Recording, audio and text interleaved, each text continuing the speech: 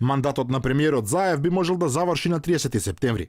Шефот на владата денеска направи проекција на сите сценарија кои може да се случат на референдумот, а едно од нив е завршување на неговата премиерска кариера доколку тој не успее.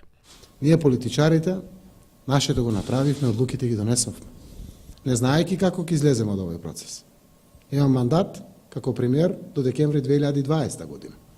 Овој мандат може да заврши 30 септември исто така. А јас сум тука да носам одлуки. Заев конечно потврди дека доколку мнозинството граѓани гласаат против, тогаш парламентарното мнозинство ќе го поништи договорот со Грција. Проекциите па ги темели на предпоставката дека цензусот ќе биде исполнет ако излезат околу 920.000 гласачи. Ако се случи милион гласачи да излезат на референдумот, 600.000 гласачи гласат против, 400.000 гласачи гласат за, тогаш парламентот преку пратениците повторно си носи самостојна одлука.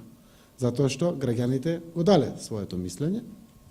Во таков случај, јас можам да кажам за парламентарното мнозинство, кое што го застапувам како прво извршната власт и председател на Социјалдемократскиот сојуз, ќе го поништи договорот со Грција.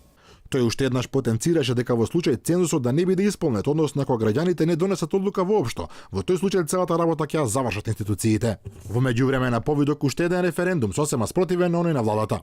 Движењето Млади за Македонија иницира така наречен татковински референдум со цел одбрана на црвените линии на Македонија, името, јазикот и идентитетот. Најавуваат започнување на постапка за собирање на потписи за распишување на овој референдум, кој според нив од правен аспект треба трајно да ги заштити уставното име на Република Македонија, македонскиот идентитет и јазик и да обезбеди опстанок на земјата. Нагласуваме и дека продолжуваме со бојкот за нелегитимниот манипулативен референдум за Север.